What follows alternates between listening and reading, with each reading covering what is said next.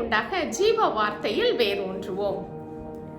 மேலே எழும்பச் செய்வார் என்ற தலைப்பில் சங்கீதம் 27 அதிகாரம் 14 வசனத்தை பார்ப்போம். கர்த்தருக்கு காத்திரு, அவர் உன் இருதயத்தை ஸ்திரப்படுத்துவார். திடமனதாயிரு, கர்த்தருக்கே காத்திரு. காத்திருக்கும் நேரம் ஒரு கடினமான நேரம். எல்லோருடைய வாழ்க்கையிலும் ஏதாவது ஒன்றிற்காவது அல்லது பல காரியங்களுக்காகவாவது காத்திருப்பது என்பது அனுமதிக்கப்பட்ட ஒன்றாக இருக்கின்றது.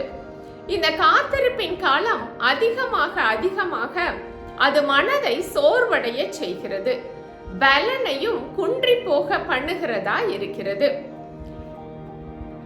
காத்திருப்பின் காலத்திலே கால தாமதங்கள் ஏற்படும் பொழுது அது மனதிலே நம்பிக்கையற்ற நிலையையும் பல குழப்பங்களையும் பல கேள்விகளையும் கொடுக்கக்கூடியதாய் இருப்பதினால் இருதயத்திலே அமைதி அற்ற நிலையில் வாழுவதற்கு அது தள்ளுகிறதா இருக்கிறது.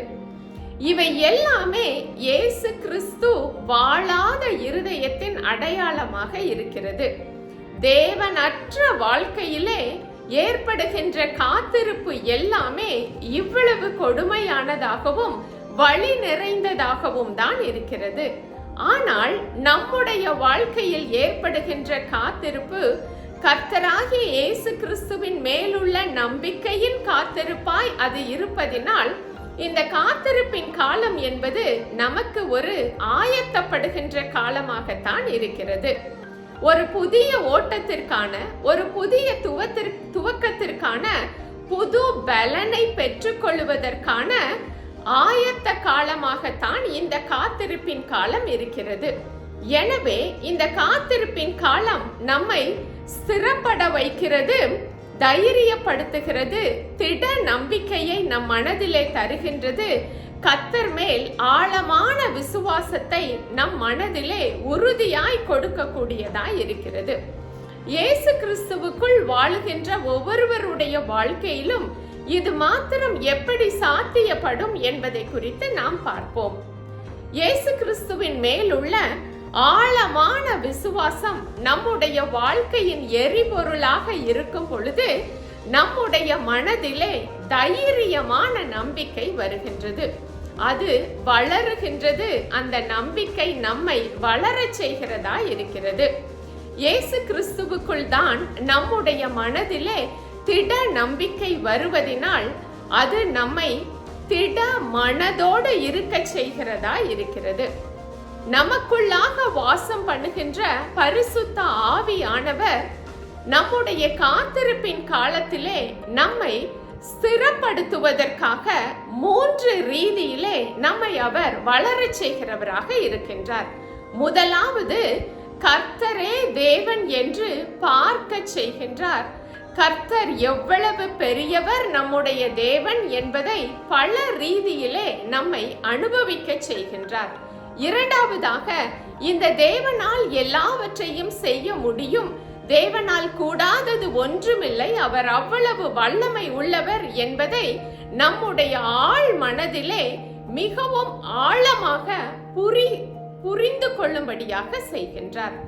மூன்றாவதாக, இந்த தேவாதி தேவனோடு இணைந்து பயணிக்கும் பொழுது அவருடைய அருகாமையின் அனுபவத்தை பல ரீதியிலே நம்மை அனுபவிக்க செய்கின்றார்.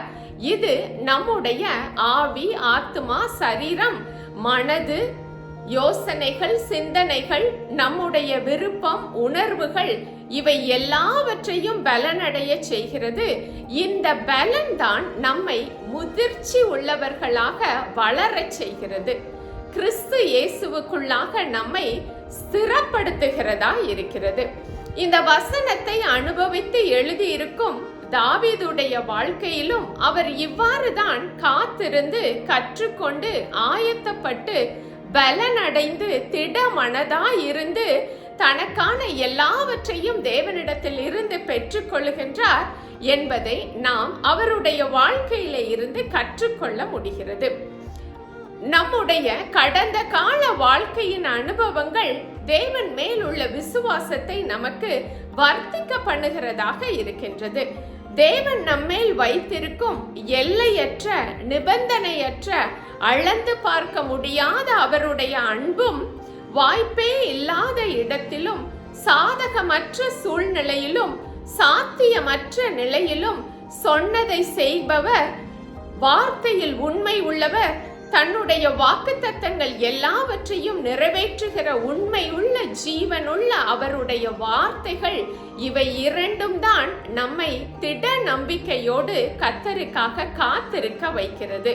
அவருடைய அன்பும் அவருடைய உண்மையுள்ள வார்த்தைகளும் தான்.